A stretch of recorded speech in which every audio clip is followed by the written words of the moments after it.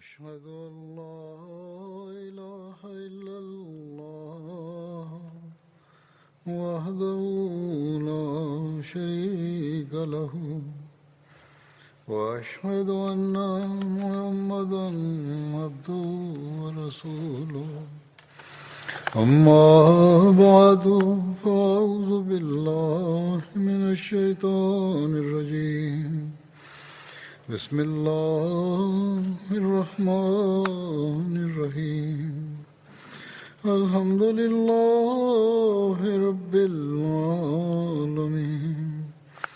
الرحمن الرحيم مالك يوم الدين إياك نعبد وإياك نستعين اهدنا الصراط المستقيم صراط الذين أنعمت عليهم غير المغضوب عليهم ولا الضالين.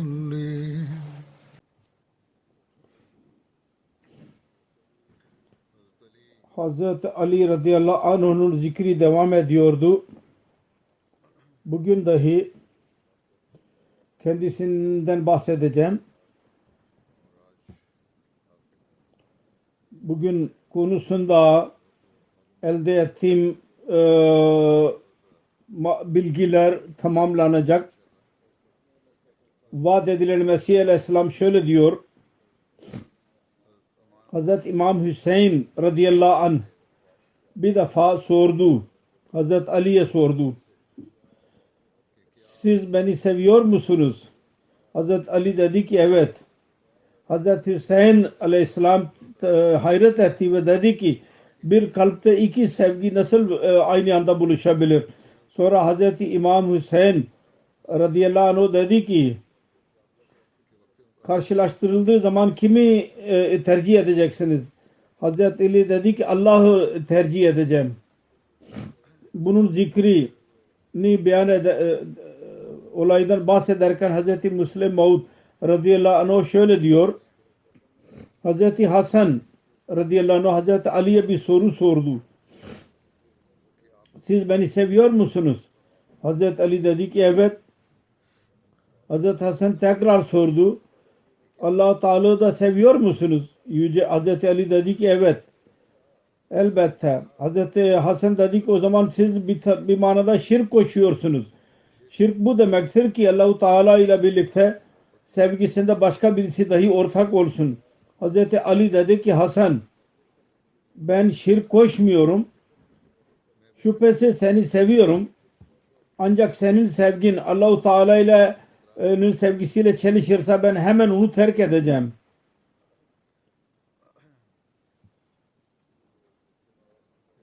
Sonra Hazreti Müslim Maud radıyallahu anh Hazreti Ali hakkında bir olay beyan ederken şöyle buyuruyor. Hazreti Ali büyük bir musibetle baş başa kaldığı zaman Allah-u Teala'ya şöyle dua ederdi. Ya kaf ha ya en suad iğfirli. Kaf ha ya en suad beni affeyle. Ümmü Hadi radıyallahu anh'ın bir rivayetine göre bu mukatteatın anlamı şudur. Hurufe mukatta Resulullah dedi ki kaf kafi sıfatını demektir. Ha hadi demektir. Ayn alim yahut alim demektir. Ve suad sadık demektir.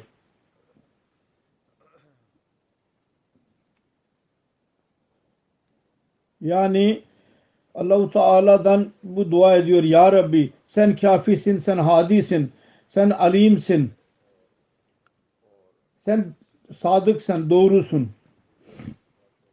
Senin bütün sıfatlarına vasıtasıyla diyorum ki Ya Rabbi beni affet. Hazreti Müslim radıyallahu anh beyan eder. Mufassirler Hazreti Ali radıyallahu anh bir olayından bahsederler. Bir defasında bir hizmetçisini çağırdı fakat o gelmedi. tekrar onu çağırdı fakat o cevap vermedi. Belli bir müddet sonra oğlan kendisinin önüne çıktı. Ona sordu. Malik semlut lam tucibni. Ne oldu sana? Ben seni o kadar çağırdım ama sen yine cevap vermedin. Dedi ki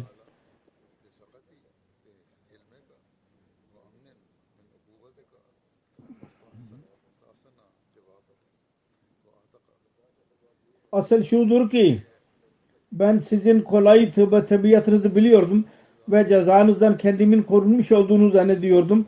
Onun için cevap vermedim. Hazreti Ali'nin hoşuna gitti bu cevap ve hemen onu serbest bıraktı. Şimdi maddiyatçı birisi olsaydı belki ceza verirdi. Sen benim kolaylığımdan yanlış bir şekilde istifade ediyorsun. Fakat kendisi ona mükafat verdi. Hazreti Müslim beyan ediyor. Hazreti Ali'nin oğulları Hasan ve Hüseyin adamın birisi onlara ders veriyordu. Hazreti Ali bir defa çocuklarının yanından geçti. Dinledi, duydu ki onların hocası kendilerine Hatemun Nebiyyin okutuyordu. Hazreti Ali dedi ki benim çocuklarıma Hatemun Nebiyyin değil Hatamun Nebiyyin okut. T altında kesre değil T altında fethe olmalı. Tabii ki her iki kiraat var. Ancak ben Hatam kiraatini daha fazla seviyorum. Çünkü Hatamun Nebiyyinin anlamıdır. Peygamberlerin mührü. Ve Hatemun Nebiyyin demek peygamberleri sona erdiren. Benim çocuklarıma Ta'nın fethiyle okut. Sonra Hazreti Müslim Maud radıyallahu anh beyan eder. Hazreti Ali konusunda ispat oluyor ki Kur'an-ı Kerim'in hafızıydı. Kur'an-ı Kerim'in nüzulunun sırasına göre Kur'an yazma görevini Resulullah sallallahu aleyhi ve sellem'in vefatından sonra hemen başladıydı.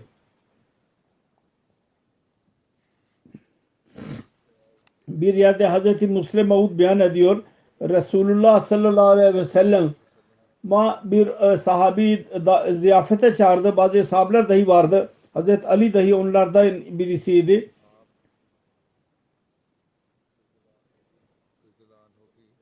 Yaşı küçüktü Hazreti Ali'nin yaşı o zaman nispeten. Bazı ashablar kendisiyle alay etmek istediler.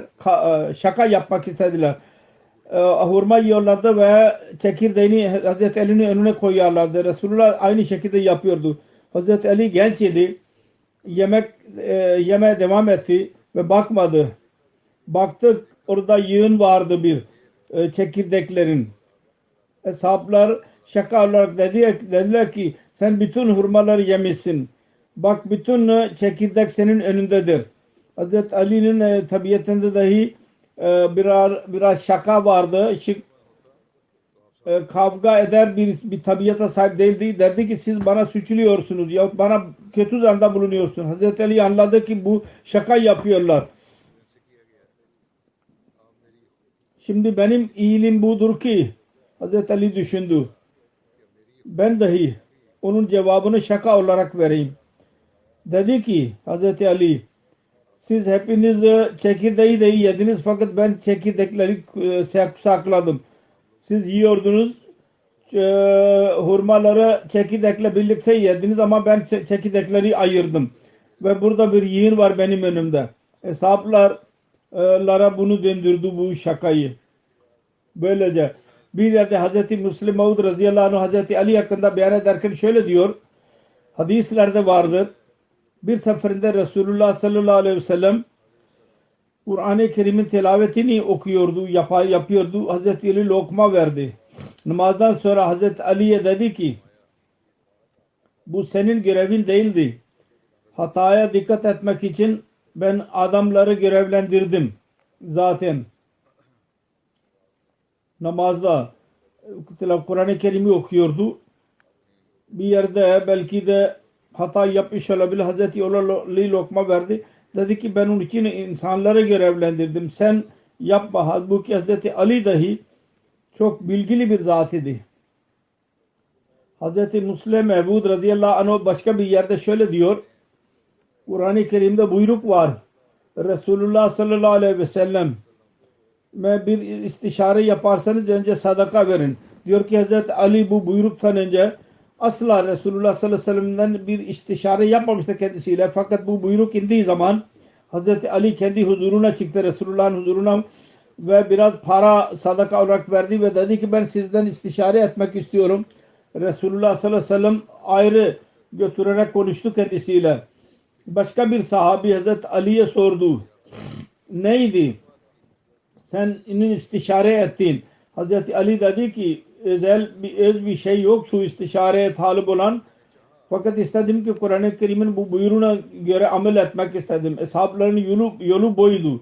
Bir olay böyledir. Bir sahabi insanların evlerine gidiyordu ki Kur'an-ı Kerim'in buyruğu var. Eğer ev sahibi derse geri gidin, o zaman geri gidin. Diyor ki ben birkaç defa çaba sarf ettim. Hatta her gün çaba sarf ettim. Bir eve giderdim ki bana desin ki geri git. Ve ben mutlu olarak geri geleyim ki Kur'an-ı Kerim'in buyruğuna tabi olayım. Fakat benim bu arzum hiç tamamlanmadı. Hiç ev sahibi bana hiçbir zaman demedi ki geri git. Bugünlerde eğer birisine dersek meşgulüz geri git yahut şu anda görüşemezsin, öfkeleniyorlar, güceniyorlar. Fakat eshabların takvası buydu. Çaba sarf ediyorlardı ki Kur'an-ı Kerim'in her buyruğuna amel etsinler. Hz. Müslim Maud radıyallahu anh beyan eder. Resulullah sallallahu aleyhi ve sellem bir defa bir gaye için eshablardan çanda istedi, para istedi. Hz. Ali dışarı gitti, ot kesti ve onu satarak çanda olarak verdi parayı. Vakıa beyan ederken bir yerde Hz. Halifatul Mesih Rabi derste belki beyan ettiydi. Hz. Allame Ubeydullah Bismil çok büyük bir Şii alim idi. O kadar büyük bilgili ve mutabahhir bir zat ki Ahmedi oldu. Ondan sonra Hz. Mesih Maud aleyhissalatü vesselam'ın zamanında değil, daha sonra dahi, hatta Pakistan kuruluncaya kadar ondan sonra dahi bazı kitaplar hala Şii medreselerde ders olarak okutuluyor. Hatta ben hatırlıyorum bir seferinde bir Şii dost 4. halife diyor ki bana geldi ve konuşmak için ben Vakfe Cedid'teydim. Konuşmadan sonra teselli buldu ve Allah-u Teala'nın lütfuyla Ahmedi oldu. Bu karardan sonra anlattı. Ben şimdi size anlatmıyordum. Şii bir bilgin vardı. Onun Şeyhupura'nın bir köyünden, bir Faysalabad'ın bir köyünden bir köyünden idi. Anlattı.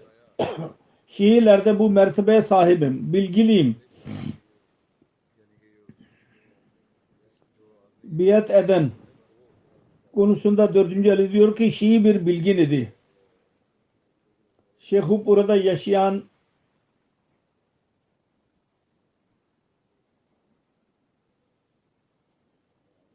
ben bilgiliyim ve Şiilerde büyük mertebe sahibim. Fakat bugün size anlatıyorum. Hala Ubeydullah Bismil'in kitapları bizim medreselerimizde okutuluyor. O kadar onun korkusu var, bilgisinin korkusu. Ve bununla bize söylemiyorlar. 4. halife diyor, bize anlatmıyorlar. Şiiler nasıl Bismil Bey'in kitaplarını okutuyorlar.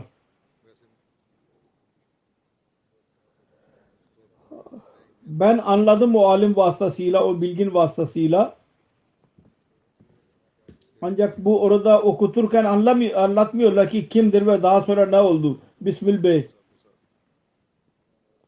Hz. Mesih Maud aleyhissalatü vesselam'ı kabul etti ve bütün onurları arkaya attı. Şii meslekte bulunan bütün onurları attı. Onun kitaplarının referansı budur. Küçük bir insanın değil, o kitabından referans veriyor Hz. Müslim Maud. Bunu söyledikten sonra Al-Bazar kendi Musned'de yazmıştır. Hz. Ali radıyallahu anh insanlara sordu. Söyleyin en fazla cesur kimdir? Cevap verdiler. Siz en cesur sizsiniz. Hz. Ali radıyallahu anh dedi ki ben daima kendime eşit olan birisiyle savaşıyorum. Ben nasıl cesur olabilirim? Siz bana söyleniz ki en büyük cesaretli kimdir? Hazreti Ali sordu. Bismillah Bey bir kitabın ile referansı olarak yazmıştır. Dediler ki Cenab efendim biz bilmiyoruz. Siz söyleyiniz. Radıyallahu anh dedi ki Hazreti Ali en büyük cesur Hazreti Ebu Bakir radıyallahu anh'dur. Korkusuz. Kendisi buyurdu. Hazreti Ali buyurdu. En büyük cesaretli Hazreti Ebu Bakir radıyallahu anh'dur. Dinleyiniz. Bedir Savaşı'nda biz Resulullah sallallahu aleyhi ve sellem için bir çadır kurduk. İstişare ettik kendi aramızda. Bu çadırın altında Resulullah sallallahu aleyhi ve sellem ile birlikte kim kalacak? Öyle bir olmasın ki bir müşrik Resulullah sallallahu aleyhi ve sellem'e saldırsın. Allah adına hiçbirimiz ilerlemedi. Bu arada Hazreti Ebu Bakır Siddik radıyallahu anh açık kılıç eline alarak Resulullah sallallahu aleyhi ve sellem'in yanında durdu. Ve daha sonra başka bir müşrik yanına yaklaşmadı. Eğer böyle bir cesaret yaptıysa da hemen onu öldürdü. Onun için en büyük cesaretli Hazreti Ebu Bakir'dir. Hazreti Ali radıyallahu anh beyan etti. Hazreti Ali karramallahu vajha diyor ki bir seferinde müşrikler Resulullah sallallahu aleyhi ve sellem'i sardılar ve kendisini çekiyorlardı ve diyorlardı ki sensin. Diyorsun ki Allah birdir. Allah adına yemin ediyorum. Müşriklerle hiç kimse karşı çıkamadı. Fakat Hazreti Ali diyor ki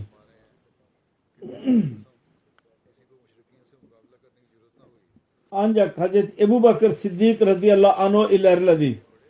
Ve müşrikleri öldürerek ve ite onları uzaklaştırıyordu ve diyordu ki yazıklar olsun. Öyle birisine izah veriyorsunuz ki o diyor ki benim yaratanım yalnız Allah'tır. Bunu beyan ederek Hazreti Ali kendi çadırını çarşafını kaldırdı, yüzüne koydu. O kadar ağladı ki radıyallahu anh'ın sakalı dahi su doldu ve dedi ki Allah-u Teala size ayet versin. Allah insanlar söyleyiniz. Mümin Ali Firavun mu daha iyiydi yahut Ebu Bakır radıyallahu anh mu daha iyidir? Ali Firavun'dan iman edenler kendi peygamberine o kadar can vermediler. Hazreti Ebu Bakır radıyallahu anh'ın gibi. Bunu dinlerek insanlar sessiz kaldılar. Hazreti Ali radıyallahu anh dedi ki ey insanlar cevap niye vermiyorsunuz? Allah adına yemin ediyorum. Ebu Bakır radıyallahu anh'ın bir saati Ali Firavun'un müminin 1000 saatinden daha iyidir. Ve daha hayırlıdır. Çünkü onlar kendi imanlarını gizliyorlardı. Ve Ebu Bakır radıyallahu anh kendi imanını alenen belli etti. Hazreti Müslim Maud radıyallahu anh beyan ediyor. Resulullah sallallahu aleyhi ve sellem Hazreti Ali'ye nasihat etti. Dedi ki ey Ali eğer senin tebliğiyle bir insan dahi mümin olursa senin için daha hayırdır.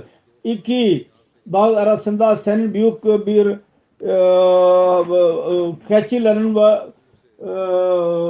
keçilerin ve hayvanlar olsun senin. Hazreti Ömer beyan ediyor. Ben diyor şehadet ediyorum ki ben Resulullah sallallahu aleyhi ve sellem'e şöyle beyan ettiğini duydum. Her kim Ali'yi severse o beni sevdi demektir. Her kim beni severse o Allah'ı sevmiş oldu. Her kim Ali ile düşmanlık yaptı, benimle düşmanlık yaptı ve her kim benimle düşmanlık yaptı, Allah-u Teala ile de düşmanlık besledi demek ki. Hazreti Ebu Zer beyan eder. Hazreti Ali buyurdu. Allah adına yemin ediyorum. O bir taneciyi yarattı ve ruhu yarattı. Peygamber Resulullah sallallahu aleyhi ve sellem'e bana verdiği söz dedi. Yalnız müminler beni sevecekler. Ve yalnız münafıklar bana düşmanlık besleyecekler. Hazreti Ali radıyallahu anh beyan eder. Resulullah sallallahu aleyhi ve sellem beni çağırdı. Ve dedi ki senin örneğin Hazreti İsa gibidir. Yahudiler kendisine düşmanlık yaptılar. Ki annesine tohum attılar. Ve Hristiyanlar kendi sevgisi İsa Aleyhisselatü Vesselam'ın sevgisinde o kadar çok ilerlediler ki kendisine öyle makam verdiler ki onun makamı değildi o. Sonra Hazreti Ali dedi ki iyi bilin benden sonra iki çeşit insanlar helak olacaklardır. Birisi o ki sevgide guluv eden, beni öyle bir yere yaratan ki benim yerim değil orası. İkincisi öyle ki bana düşmanlık besleyenler ve benim düşmanlığımda bana suç atfedenler olacaklardır. Hazreti Ali malı yani malı, ganimet malı düşmanla savaşmadan ele geçirilirse onun bölüştürülmesi için Hazreti Ebu Bakır radıyallahu anh'ın yolunu benimsiyordu. Her ne zaman mal gelirse eline bütün malı dağıtırdı ve kendisi hiçbir şey baki bırakmazdı. O gün dağıtamadığında dışında diyordu ki ey dünya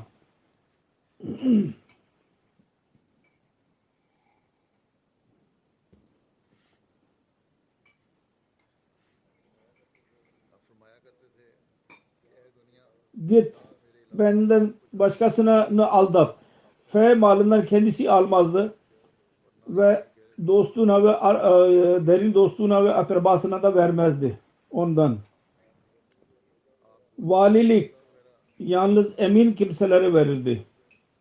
Onlardan birisinin ihanetini öğrenirse onun bu ayetleri yazardı ona. قَدْ جَاءَتْكُمْ مُوعِظَةٌ مِنْ رَبِّكُمْ Şüphesiz size Allah-u Teala tarafından nasihat gelmiştir. Oful mikyala vel mizane bil kiste ve la tabhasun nasa aşya'ahum ve la tasav fil ardı mufsidin. Bakiyetullahi khairul lakum in kuntum mu'minina ve ma ana aleykum bihafiz. Ölçüyü insafla tartın ve insanların malını az vermeyin. Zeminde müfsit olarak fesat çıkarmayın. Allah tarafından her kim ticaret elinize bakırsa sizin için daha iyidir. Eğer gerçek mümin iseniz ve ben size bekçi değilim üzerinizde. Ona yazardı ki beni bu mektubum sana ulaşırsa senin elinde bizim mallarımızın hepsini koru. Ki öyle birisini sana gönderelim ki o senden bütün o malları alsın. Sonra gözünü göğüse bakardı ve derdi ki ya Rabbi sen biliyorsun. Ben onları senin mahlukatı üzerine zulüm etmek için ve hakkını terk etmek için ben onları görevlendirmedim. Yermuz babasından beyan eder. Diyor ki ben Hazreti Ali bin Ebu Talib'i gördüm. Küfe'den çıkıyordu ve kendisinin üzerinde iki katri çadır vardı. Katır Bahreyn'in bir yeridir. Orada kırmızı renkli çarşaf vardı. Birisi ayağındaydı ve birisi üstteydi. Bir at vardı, yürüyordu ve Allah-u Teala takvasını benimsemeyi, doğru söz söylemeyi, iyi bir şekilde alışveriş yapmayı ve ölçüyü tamamlamayı telkin ediyordu. Mucemme Tehmi'den rivayet var. Bir seferinde Hz. Ali Beytülmal'da ne kadar mal varsa hepsini Müslümanlar arasında dağıttı. Sonra kendisinin emriyle orada namaz kıldı. Temiz renk, beyaz renkli ki kendisi için şehadet versin. Hz. Müslim Maud radıyallahu anh Hz. Ali'nin zikrini yaparken şöyle diyor.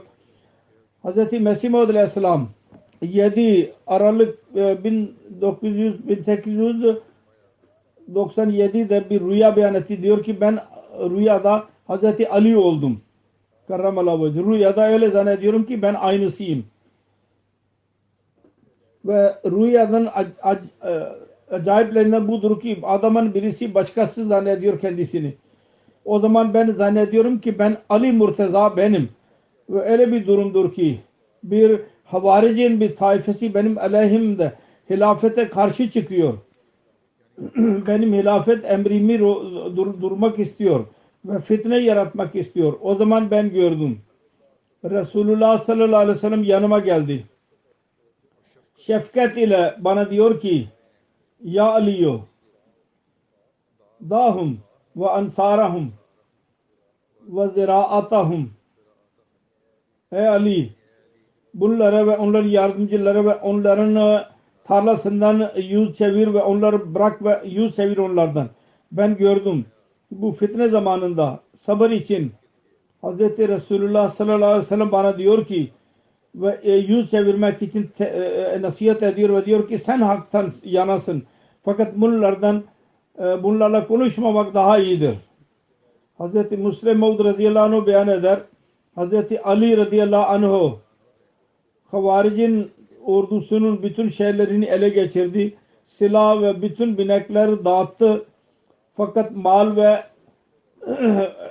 Kufe geri getirdi. Esirleri ve cariyeleri Kufe'de. Sonra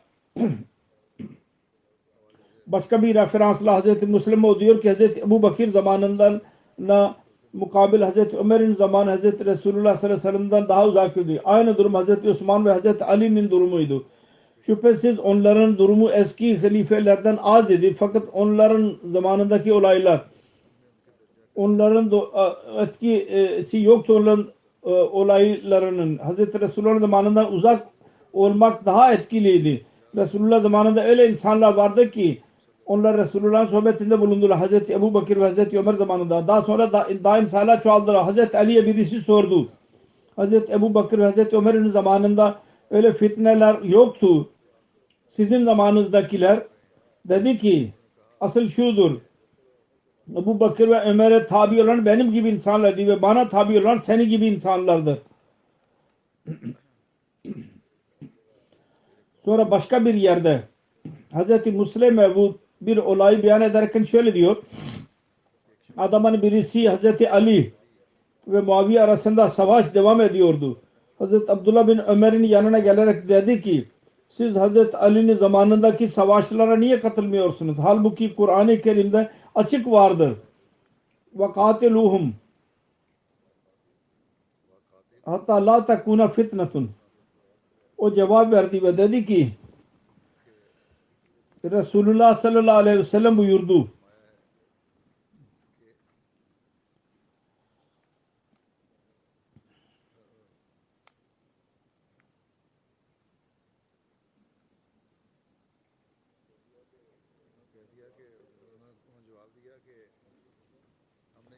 Biz bu emir Resulullah sallallahu aleyhi ve sellem zamanında tamamladık bunu.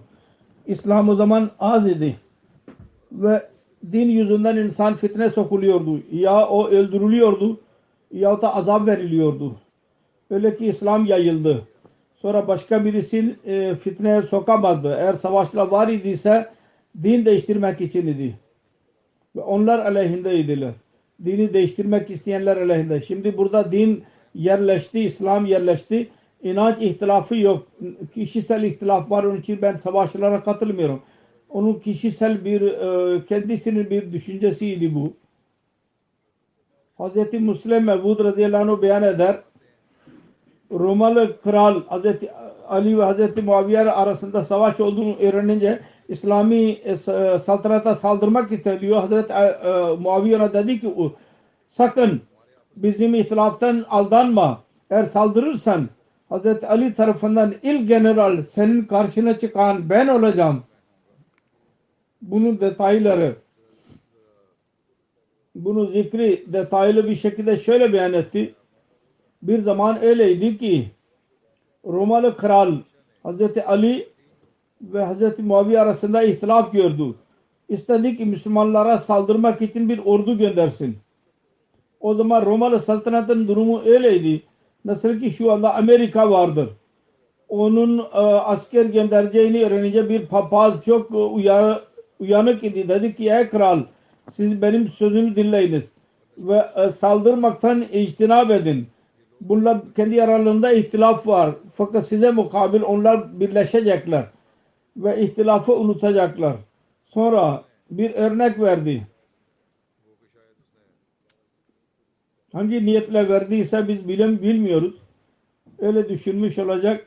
Bu iyi örnektir dedi ki Siz köpekleri çağırın ve onları bir müddete kadar aç bırakın. Sonra onların önüne at bırakın. Onlar kendi aralarında savaşacaklar. Aynı köpeklere savaş saldırırsanız her ikisi ihtilaflarını terk ederek saldıracaklar arslana. Bu dedi ki sen diyorsun ki Hazreti Ali ve Muaviye bu ihtilafından istifade edeyim. Fakat ben size söylüyorum. Her ne zaman bir düşmanla savaşmak söz konusu olursa bunlar kendi ihtilaflarını unutacaklar. Ve düşmana karşı birleşecekler. Ve aynısı oldu. Hz. Muaviye Romalı padişahın iradesinden ödü ona mesaj gönderdi. Sen istiyorsun ki bizim ihtilaftan istifade ederek Müslümanlara saldırasın. Fakat ben sana söylemek istiyorum.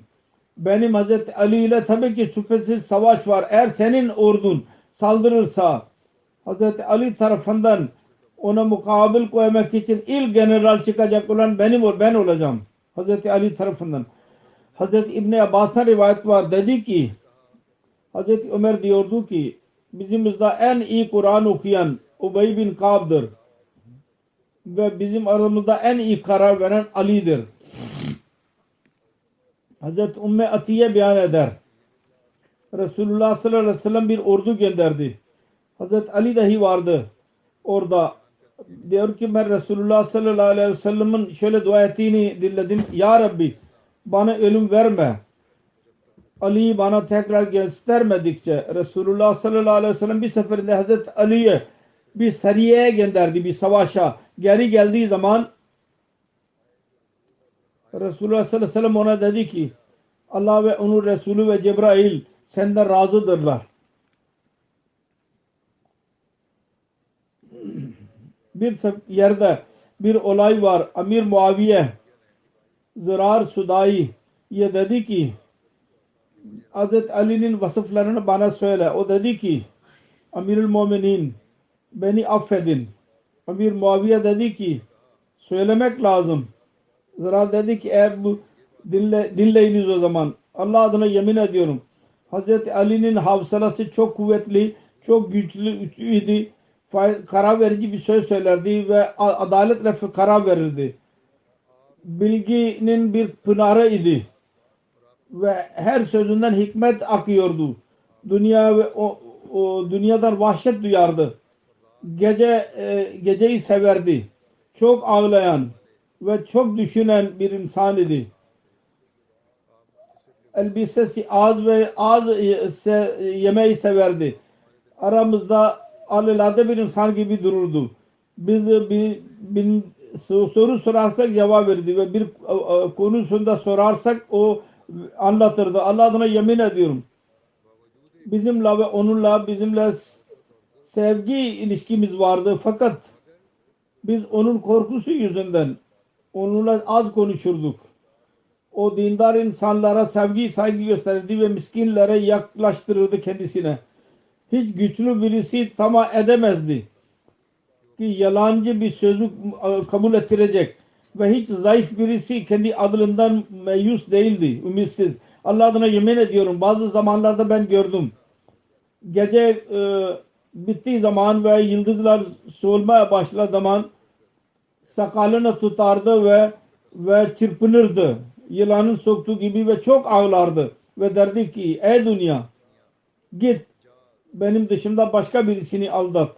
Sen bana niye aldatıyorsun? Ve bana süslü görünüyorsun. Ne yapıyorsan asla olmayacak. Asla olmayacak. Ben sana 3 talak vermiş bulunuyorum. Ondan sonra rücu olmaz. Çünkü senin yaşın azdır. Ve sen değersiz birisisin. Temsil olarak dünyaya muhataptır. Senin yaşın azdır ve sen değersiz birisin. Azık azdır ve yolcu fazladır. Ve yolculuk zordur. Bu dinleyerek birileri söyledi. Hazreti Ali hakkında bunu dinleyerek Azim ve Muaviye ağladı. Ve dedi ki Allah Ebu Hasan'a merhamet eylesin. Allah adına yemin ediyorum ki aynısıydı. Ey Zırar Ali'nin vefatında sen nasıl üzüldün? Zırar dedi ki bir kadın gibi ki onun çocuğunu onun kucağında birisi öldürsün. Hazreti Ali'nin kaza kararları çok meşhurdur. Onlardan bazılarını beyan edeceğim. Hazreti Müslim beyan etmiştir. Hz. Müslim beyan eder. Hz. Ali radıyallahu anh zamanında bir olay Tabari yazmıştır. Anlatıyor ki İslam'ın başlangıcında bu dikkat vardı. Olay şöyledir. Adıl bin Osman beyan eder. Onun bütün Arapçasını o yazmıştır. Ben şu anda onu terk ediyorum. İnşallah yayınlandığı zaman yazılacak. Onun tercümesini ileri sürüyorum.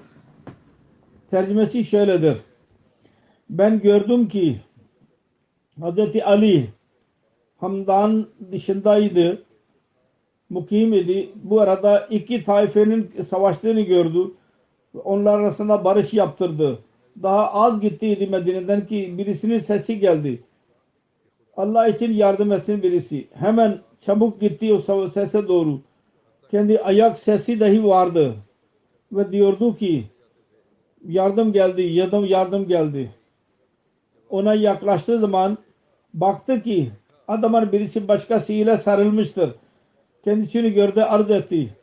Ey Emirül Müminin, ben bu adamın yanına bir kumaş verdim 9 dirhama ve şart şuydu, hiçbir para şüpheli olmasın. O kabul ettiydi.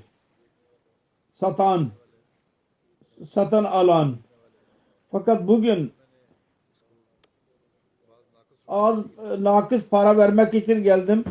Baktım ki orada dirhemlerden bazı nakıs idi. Ben onu geri vermek için geldim. O da dedi ki ben değiştirmeyeceğim. O bana tokat attı. Müşteriye dedi ki onun parasını değiştir.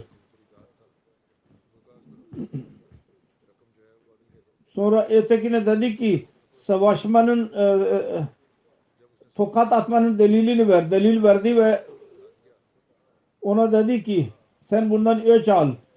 O dedi ki ey Emirül Müminin, ben onu affettim. Dedi ki sen onu affettin. Ben istiyorum ki senin hakkında dikkatli davranayım. Anlaşılıyor ki o zat sadeydi ve kendi çıkarını bilmiyordu. Müslim o diyor. Sonra tokat atana 7 kırbaç vurdu ve dedi ki o seni affetti. Fakat bu ceza hükümet tarafındandır. Sonra başka bir olay Müslim beyan ediyor. İyi bir örnek Hz. Ali'nin amelinden öğreniliyor. Bir defa gördü ki adamın birisi başkasını dövdü. Hz. Ali mani oldu ve mazruba dedi ki sen bunu şimdi döv. Dedi ki ben onu affediyorum. Hz. Ali anladı. Korku yüzünden o inkar ediyor. Çünkü cebbar birisiydi döven. Onun için dedi ki sen kendi kişisel hakkını affettin. Fakat ben kavmi hakkımı kullanıyorum. Ve ne kadar dövdüyse o kadar o da dövüldü. Ona da dövdüler. Hz. Müslim beyan eder. Hz. Ali radıyallahu anh'ın olayıdır. Onun bir olayı İslami bir hakimin önündeydi. Hakim Hz. Ali'ye biraz baktı, dedi ki sen insafsızlık yapıyorsun. Ben ve bu davacı ikimiz beraberiz şimdi, eşitiz. Hz. Mesih Maud aleyhissalatu vesselam Hz. Ali'nin faziletlerinden bahsederek diyor ki kavminin en büyük fasih ve balik vaizlerden değil miydi? Akıcı. Kelimelere güç veriyorlar. Hüsnü beyan vasıtasıyla dinleyiciler ve çekici etkiyle insanları toplamak kendisi için bir saat yahut az bir zaman işiydi. Sonra Hz. Mesih Maud aleyhisselam diyor ben şunu biliyorum. Adamın hiçbirisi mümin ve Müslüman olamaz. Hz. Ebu Bakır, Ömer ve Osman ve Ali rıdvanullahi aleyhim acmain gibi renk olmasını kendisinde. Onlar dünyayı sevmiyorlardı. Kendi hayatlarını Allah-u Teala'nın yolunda vakfettiydiler. Sonra diyor ki Havaric Hz. Ali radıyallahu anh'a faal fasık diyorlar. Ve birçok konu takva dışında bir söz söylüyorlar onun hakkında. Hatta hilye imandan ari görüyorlar onu. Ve ne diyorlar ki onda iman yoktu. İman hilyesinden iman mücevherinden ariydi. Burada taban şu soru doğuruyor. Sıddık için takva ve emanet ve diyanet şart ise bütün bu yüce kimseler Resulullah'ın nebileri, velileri niye Allah-u Teala onların durumunu insanın gözünden gizli tuttu? Niye? Anlayamadılar. Onların durumu müştebe niye kaldı? Onların işlerini ve sözlerini anlamaktan kasir kaldılar. Ki takva dairesi ve emanet ve takden dışına gördüler. Ve zannettiler ki onlara zulüm eden ve haram yiyen kimselerdir. Ve boşuna insanları öldüren ve yalancı ve söze karşı davranan ve suçlu kimselerdir. Halbuki dünyada birçok öyle insanlar var ki ne Resuldurlar, ne Nebi olduğunu iddia ederler, ne kendilerini veli ve imam olduğunu ve halife diyorlar. Fakat bütün bunlara rağmen hiç itiraz, onların takvasına kimse itiraz etmiyor. Bu sorunun cevabı şudur. Allah-u Teala öyle yaptı ki özel makbulları ve sevgilileri bedbaht,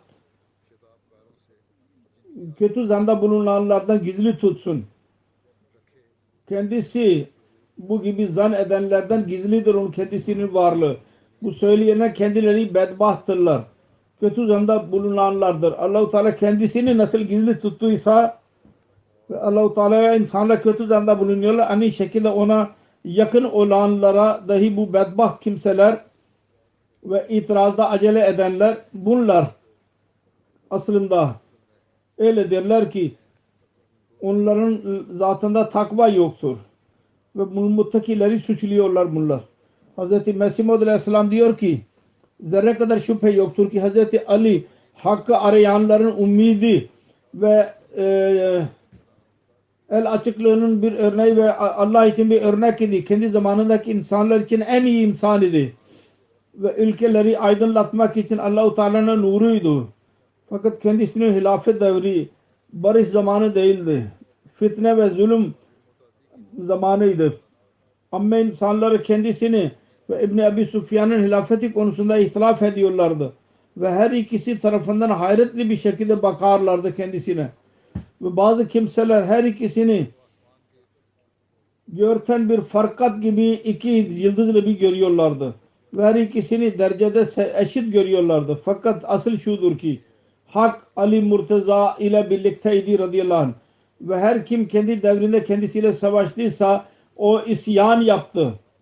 Fakat kendi hilafeti bu Allah-u Teala verdiği müjdeye göre değildi. Hz. Ali radıyallahu anh muhalifler tarafından eziyet verildi. Ve kendi hilafeti değişik fitnelerin altında ezildi. Allah-u Teala'nın lütfuydu üzerinde. Fakat hayatı boyunca üzgün kaldı. Ve ilk halifeler gibi dinin yayılması ve şeytanları öldüremedi. Kavmin suçlamalarından fırsat bulamadı. Her irade ve arzudan mahrum kıldı ve kendisi için onlar kendisine zulüm etmek için birleştiler. Eziyet vermekten vazgeçmediler. Kendisine karşı çıktılar ve her yolda oturdular. Ve çok sabır ve salihlerden idi. Fakat bu mümkün değil ki biz onun hilafetini bu ihtilafın bişaretine müjdak diyelim. Çünkü kendisinin bişareti fesad ve isyan zamanındaydı. Hz. Mesih Maud Aleyhisselam diyor ki bu inanç gereklidir ki Hz. Siddik-i Akber radıyallahu anh ve Hz. Faruk Ömer radıyallahu anh ve Hz. Zunnurayn radıyallahu anh ve Hz. Ali Murtaza radıyallahu anh hepsi gerçekten dinde emin idiler. Sonra diyor ki Hz. Ali makamından bahsederken diyor ki kendisi Hz. Ali radıyallahu anh takva sahibi, pak, içi pak ve insanlardan idi. Rahman yanında en fazla sevgili olan kimselerden idi. Seçkin liderlerden birisiydi. Allah-u Teala'nın bir arslanıydı. Mihribanın eli açık, kalbi temiz idi. Öyle cesur birisiydi ki savaş zamanında kendi yerini bırakmaz. İster onun önünde düşmanların bir ordusu dahi olsa kendi hayatı boyunca darlıkla kaldı ve zuhudun sonuna kadar ulaştı. Mal vermek, insanların üzüntülerini gidermek ve yetimler, miskinlere bakmak ilk derecedeki mert idi. Savaşlarda çok cesaret gösterdi. Kılıç ve ok atma konusunda hayret verici olaylar vardı. Kendisiyle birlikte çok şiiri beyan, fasihul lisan idi, akıcı lisan. Kendi beyanı kalplere inerdi. Ve zihinlerin paslakları giderildi onunla. Ve Burhan'ın nuruyla çehresi parlardı. Birçok çeşitle konuşabilirdi. Her kim bilgisayar olarak karşı çıkarsa mağlup birisi gibi kendisine özür dilemesi lazım olurdu. Her iyilikte ve belagat ve fesahat yollarında kamil idi. Her kim kendi kemalini inkar ettiyse o hayasızlık yaptı. Ve fakirlere yardım etmek için nasihat ederdi ve kanaat eden ve fakirlere yemek yedirmeyi emrederdi. Allah-u Teala mukarreb kullarından birisiydi ve bununla birlikte Furkan-ı Hamid'in cami marifetlerden birisiydi. Kur'an'ın manalarını anlamak konusunda çok büyük akıl verildiydi kendisine. Ben alim-i bidari de gördüm uyanık iken, uykuda değil. Sonra aynı durumda bana Allah-u Teala Mul-Guyub'un kitabının tefsirini bana verdi. Ve dedi ki bu benim tefsirimdir. Şimdi sana veriliyor. Bu atayetin sana mübarek olsun. Hazreti Ali bu tefsir Hazreti Mesih Maud Aleyhisselatü Vesselam'a verdi. Ve dedi ki bu bağış sana mübarek olsun. Ben elimi uzattım. Hazreti Mesih Maud Aleyhisselam diyor ki ben elimi uzattım. Ve tefsiri aldım. Ve kudret Allah'a şükür ettim. Kudret sahibi Allah'a. Ve halkta mutenasib ve hulkta kuvvetli munkasirul mizac alçak gönüllü parlak gördüm ve yemin ederek diyorum ki beni çok sevgiyle benimle karşılaştı. Kalbime bu kondu ki beni ve benim inancımı biliyor ve kendi mesleğim ve meşremde Şiilerle ihtilafım varsa onu da biliyor.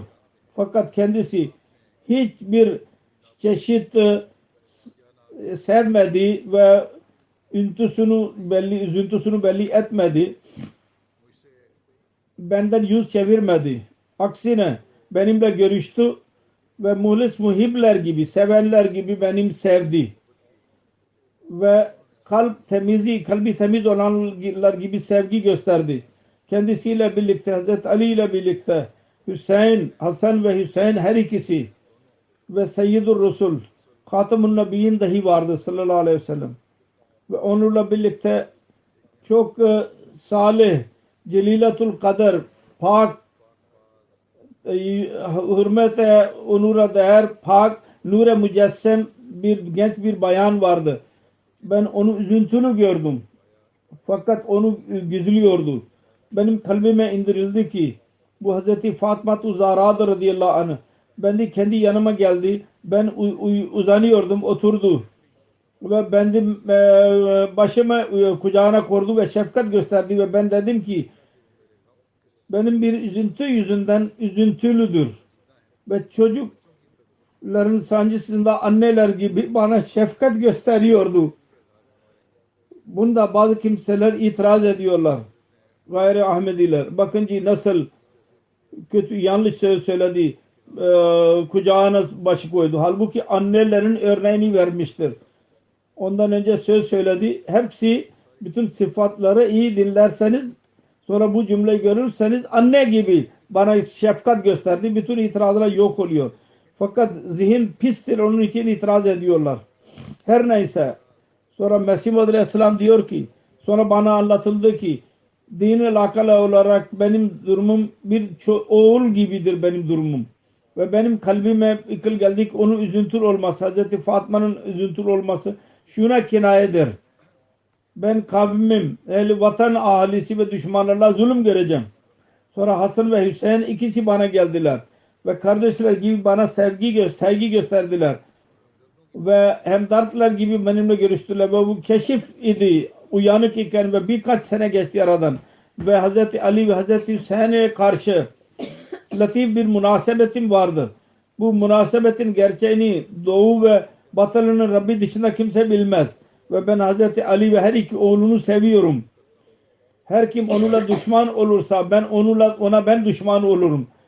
Fakat ben zor kullananlardan değilim, zulmelerden değilim ve bundan yüz çeviremem. Allah-u Teala bana münkeşef ettiğinden ben yüz çeviremem. Haddi aşanlardan da değilim.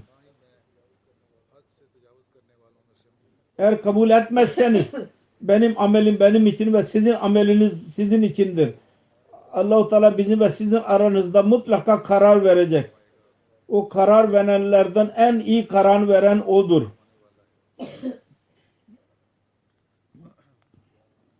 Burada Hz. Ali radıyallahu anh'un zikri bitiyor inşallah. Gelecekte başka bir şeyden bahsedeceğim.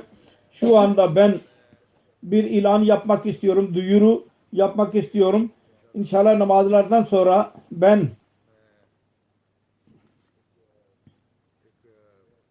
yeni bir televizyon kanalını açacağım. 24 saat yayın yapacak MTA Ghana adıyla. Ghana'da Vahab Adım Stüdyo 2017'sinde kuruldu. Ve bu Vahab Adım, Abdülvahab Adım Amir vardı. Merhum Amir ve misyoner incharge, muballik incharge. Onun adı altında onun adı kondu. MTA Afrika kanalın bütün programlarının %60'ı bu stüdyoda hazırlanıyor. Stüdyoda 17 tam zamanında çalışan kimseler var. Ve 60'tan daha fazla gönüllü vardır. Değişik yerlerde terbiye görmüşlerdir. Ve Adım Stüdyo Ghana'nın en iyi stüdyolarından biridir Ghana'nın. Ve birçok kolaylık vardır içinde.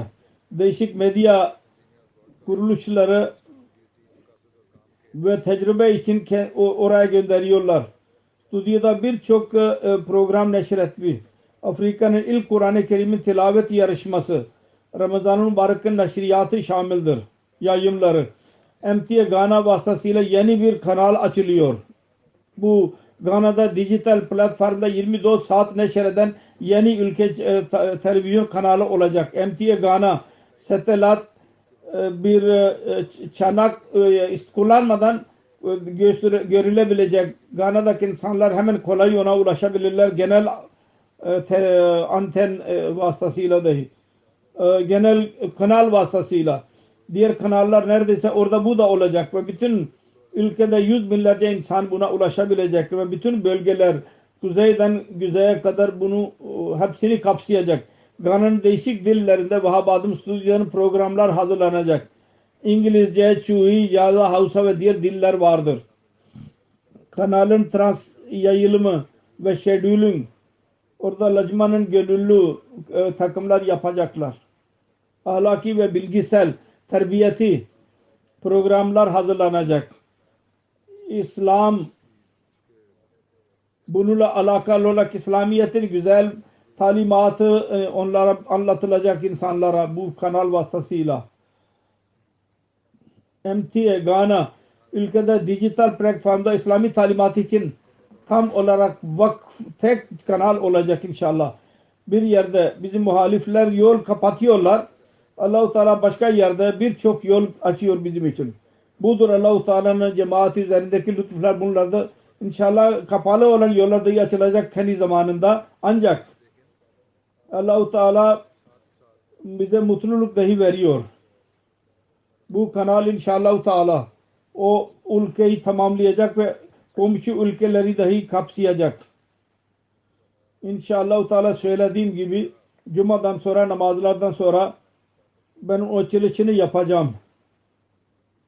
İkinci söz söylediğim gibi dikkatinizi çekiyorum bugünlerde Pakistan ve El Cezayir'in asirleri için dua edin. Özellikle Allah-u Teala onları serbest bıraktırsın. Pakistan'ın genel durumu için dua edin. Allah-u Teala Ahmedileri orada huzur nasip eylesin. Sükûnlu bir hayat geçirsinler. muhaliflere akıl versin. Eğer yoksa Allah-u Teala nasıl onlara davranırsa davransın ve biz onlardan çabuk necat bulanlar olalım. Ve Ahmediler özellikle kendileri de Pakistan'daki Ahmediler özellikle nafile ve namaz kılmalılara sadaka vermelidirler. Allah-u Teala kendilerini korusun. Amin.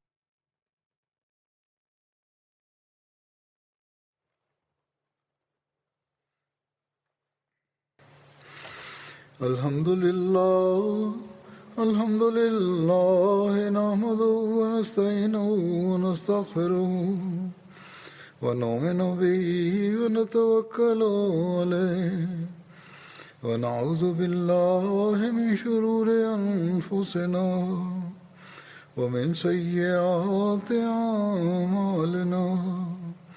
Man yahdihillahu fala mudilla lahu ومن يضلله فلا هادي له ونشهد أن لا إله إلا الله ونشهد أن محمدا عبده ورسوله عباد الله رحمكم الله إن الله يأمر بالعدل والإحسان وإيتاء ذي القربى وينهى عن الفحشاء والمنكر والبغي يعظكم لعلكم تذكرون اذكروا الله يذكركم وادعوه يستجب لكم ولذكر الله